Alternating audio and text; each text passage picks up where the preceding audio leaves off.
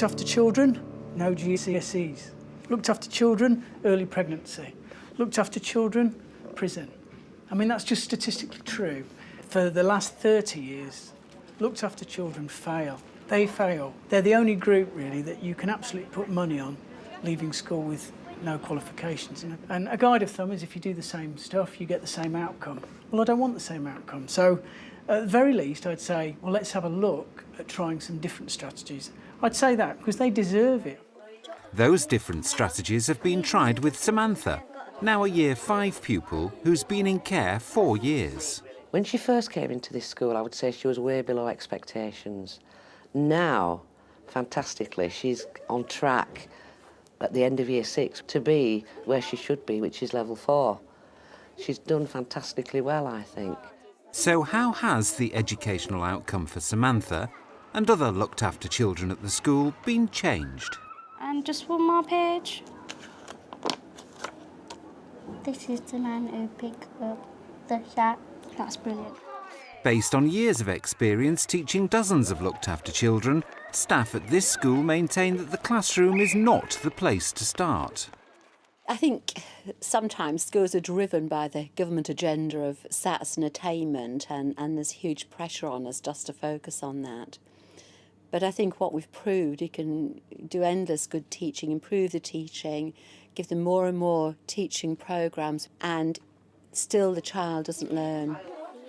I would say to feel safe and secure is a big thing with Samantha. She's got to be safe, she's got to be happy before she can move on educationally. A lot of looked after children are very emotionally damaged, so that immediately affects the behaviour, and some of them, their behaviour has been extremely challenging for us to deal with.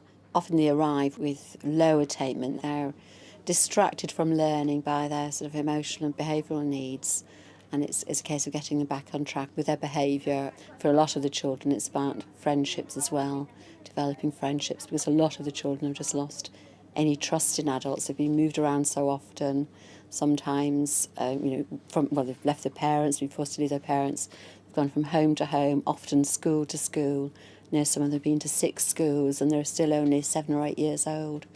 So that's, trust is destroyed, and it takes a long time to build that up. OK. It's hard, isn't it? It's a lot of numbers. Well done. Kelly and Sam, who are sisters, have been in care since 2002. How does the school approach their education?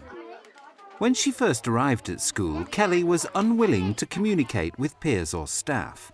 She was educationally well below her expected level.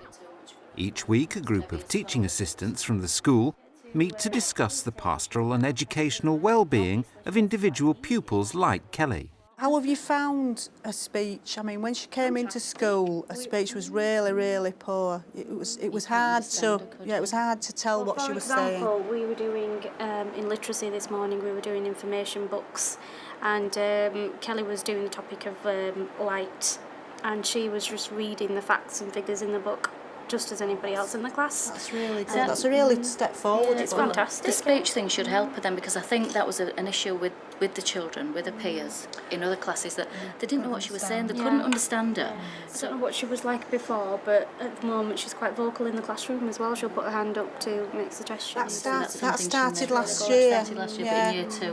Right. See, she'd only really got into the speech therapy in Year 2 because she wouldn't go. She wouldn't go to the therapist. She wouldn't let them come here.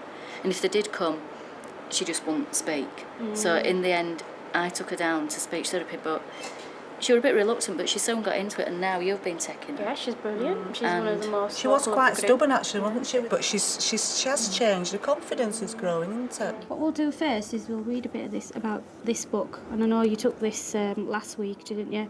But I did say to you, if you find it a little bit hard, we're going to swap it for a different one. OK, you tell me what's happening in this book so far. I saw an old man and an old woman. You saw an old man and an old woman. What do you think this book's called then? The Girls and the Sausages. With regards to specialist speech therapy, she has attended a 5-week course over the last 2 months, which I took her to, and we worked with 2 speech therapists looking at sentence structure and word forming. We then brought that back into the school, and I work with Kelly on possibly 3 to 4 times a week, and we progress on what we've learned through the speech therapist. just read from which part of the book you're at the moment? Read it nice and loud for me, though, because I can hear the children next door. Again, the boy opened his mouth. Take a bit of a sausage.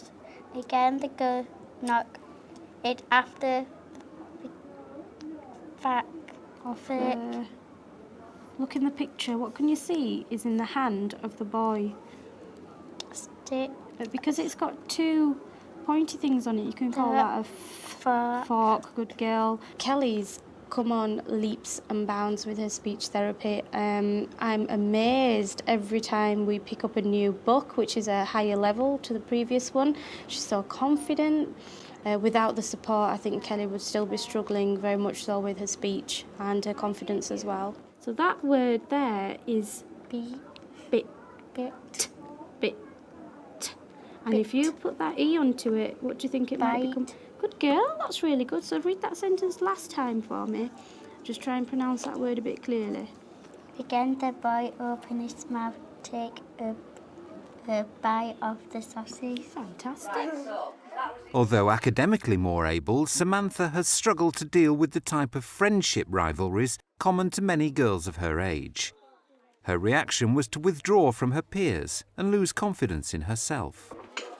OK, Sam, so we've looked at your personal education plan before, haven't we? And I just want today to go through this little section, which is your personal achievements, things that you've done well at school, OK? And I know there's lots of them, isn't there? Yeah? Yes, there are. So we've attended all of our meetings since the last planning session. And how do you, since this time last year in Year 4, how do you think overall, that's everything you've done at school, how well do you think you're doing? Very good. Good. Or you need to improve some things? Good. You think you're doing good? I do as well. Well done.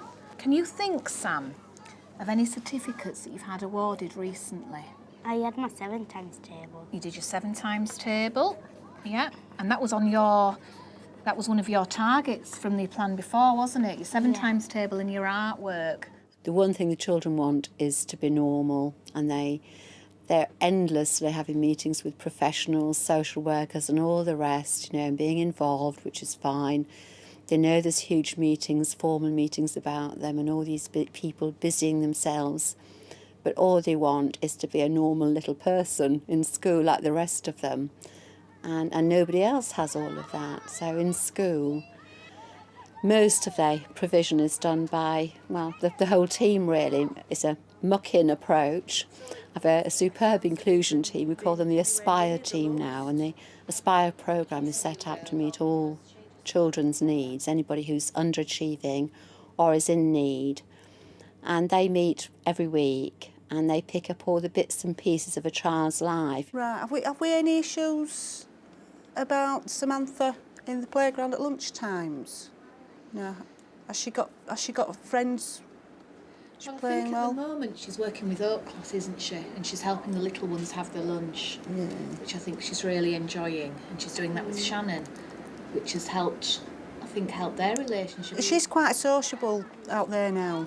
But before she went to work with Oak Class, it would be the adults she came and spoke to rather than her own peers, wouldn't it, really? Yeah. She doesn't rely on us as much outside as she used to, does she, really? No, She's independent, much more she's confident.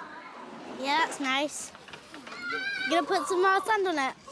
I think we still need to work on some of her self-esteem issues, though, don't you? How she feels about herself. When they went to Centre Parks, she did some swimming. She really enjoyed the swimming. I said, oh, you know, did you manage to swim a length or did you manage to dive in? Oh, well, I'm not really that good. She wouldn't say, oh, well, I'm getting better. She said, I'm not really that good. The difference from Key Stage 1, when she was in Year 2, to now in Year 5 is vast. She's just come on so much. But I think the self-esteem is still She the still main needs thing. a lot of work on that, doesn't she? I think she probably really? gets more from the Oak Class children, bit of the self-esteem thing, because they look up to her and they'll ask her how to do things like that. And she'll be the one, because she's older, feels she can tell them. Right, John, right, you go now, then I'll come and get you. All right, I'll come and catch you then.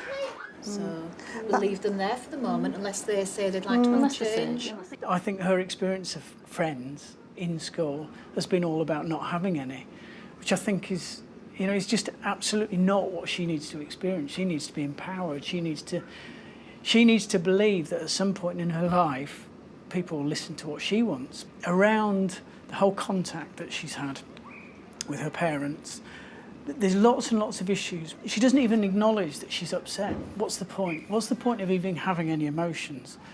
And some of the conversations that you have, I mean, you know, are really, really concerning, because it's like she's given up having the emotional experiences that a human being needs to have just to be alive. She's switched off, given up. And what about the you-know-what? How's the friends going? Is it the same as... Is it complicated, or has it got easier? It's got easier. Has it? Why? Can you put your finger on it? Just like used to it now and then. So you and Shannon are spending more time together? Yeah, we do that oak at lunchtimes. What's the oak thing? And the oak is where we go and play with the oak children. Yeah, yeah. And then we're doing running and activities with them. So instead of just walking about doing nothing, we're doing when they run and we play tag and stuff. Fantastic. It's fun and I've got my exercise. So it's good for you as well.